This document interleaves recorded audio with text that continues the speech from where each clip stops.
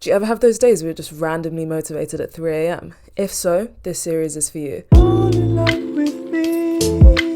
Hi guys, I'm Tati. This is a new series I'm starting where we talk all things productivity, motivation, and just life. I feel like I have so much to say, so much to learn, and it can be so difficult navigating life in your early 20s, mid 20s, late 20s, to be honest, at any point. So I think it could be fun to one, document how I'm feeling, and two, kind of share my advice as I go through life. Not that I'm qualified, but I feel like it could be fun to just learn together, inspire each other, motivate each other, and that's what I want to do with this series. If I'm feeling crazy, I might put this on streaming platforms. You can listen on Spotify, Apple Music and stuff. Not that I need to add another podcast and more things to my to-do list. So yeah, this is episode 1. I might make this a regular thing, I might not. We'll see how it goes. I just like talking, and I get random bursts of energy to talk about different things at random points in the day. I feel like I have a lot to say about a lot of different things. But yeah, so if you didn't see, right at the start of the year, I made a video talking about how to stay organized in 2023, be productive, achieve all your goals, and most importantly, why I think people don't achieve their goals. And the video was really well received, so thank you guys so much for receiving that well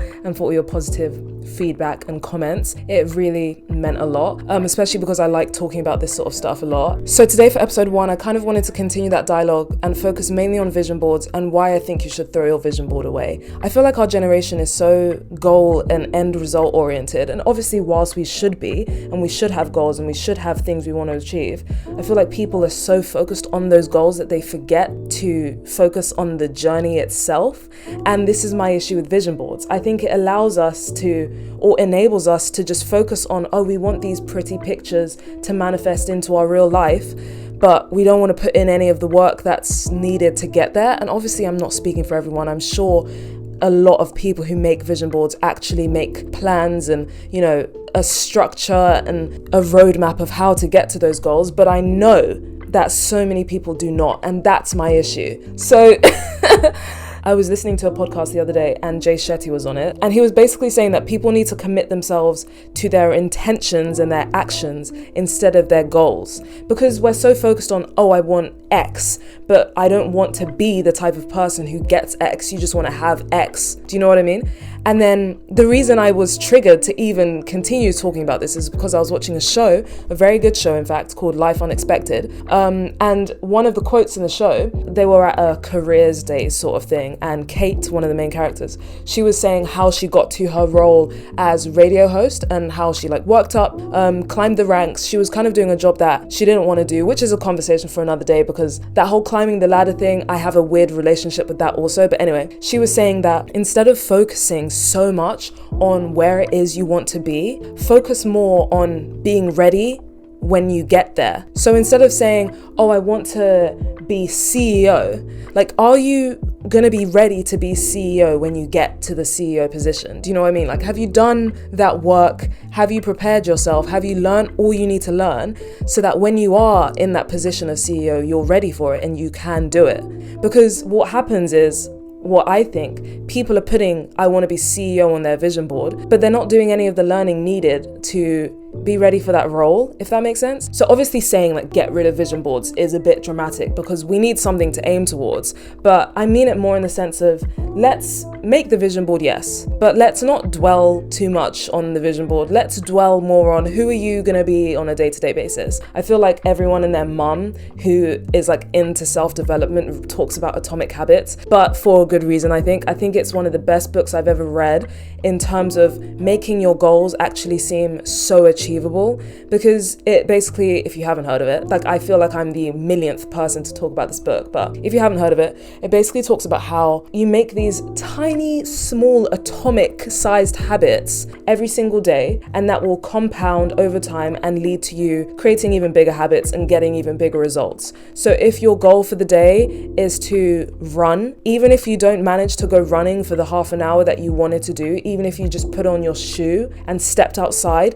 that is a tiny step to the overall habit that you want to create, if that makes sense. So doing things like that, I think that's why people fall short of their goals a lot, because they think, this is my goal. If I'm not here, I'm failing and I can't get to that goal. Like, it makes it so easy to give up when you've just got that goal, but you don't have any like discipline. So I think reading Atomic Habits would be a great book recommendation, or listening to. I decided this year not to even make a vision board. I made a mind map. So I wrote in words all the things that I want to achieve, which is basically the same as a vision board, but written instead of visually. And then, as I said in the video that I made before, break down your goals then into SMART goals. I feel like I'm a very goal-oriented person. Like, I love setting myself a target and then achieving that target. I also don't always achieve my goals, which is something I don't like to admit, but it's actually so true. I achieve a lot of my goals, don't get me wrong, because I don't set myself unrealistic goals, but at the same time I'm extremely delusional. It's quite the oxymoron. I can't explain it. I'm delusional, but I'll break down my delusions into bite-sized chunks. Do you know what I mean? If I know an idea is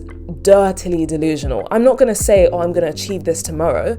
I'll achieve it in a realistic time frame as long as I put in the work to get there. I'm currently reading this book called Think and Grow Rich by Napoleon Hill, and it was written back in like 1972. I started it when I was back in Kenya, so you probably heard me talk about it in one of those videos if you're subscribed to my YouTube channel. There's a few things in there that I'm not a huge fan of. The language used at some point is very obvious that it's from the 70s, just like in the terms that they use to describe certain types of people. I didn't love that. And then also this notion of the law of attraction and The Secret. And don't get me wrong, I'm a huge fan of the documentary The Secret, but I feel like it's been adapted and misconstrued nowadays to the point where people think that they can achieve anything just by wanting things. And that's what takes me back to vision boards. That's kind of how it all links in, because in the law of attraction, in The Secret, if you have watched it, it basically says that if you make a vision board and you put it in front of you every day, you'll get everything you want. But what it fails to mention is the work that you have to put in every day to get that stuff. So that's my only issue with the law of attraction and The Secret, because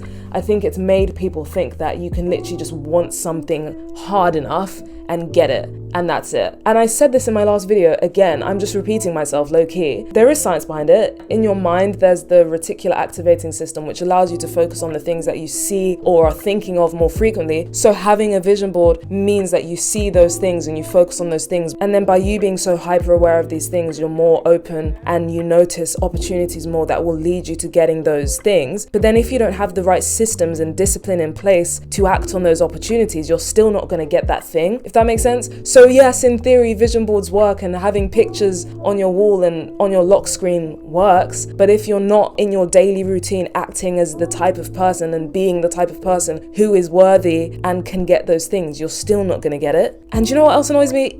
When people make it seem so easy to get things in life. Maybe it's coming from a place of privilege, like, oh, they've just had it easy, or they've been lucky somewhat. Fair enough, it's been easy for you. But I see videos online and people are like, how to make £10,000 overnight easily.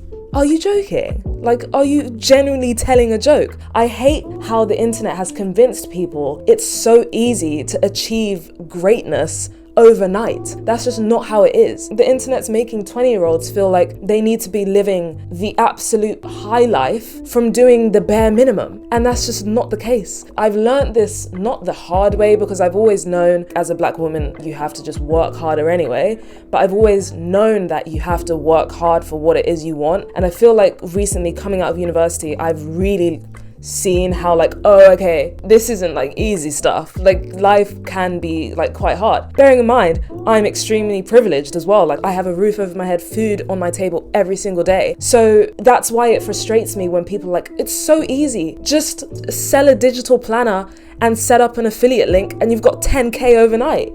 Like,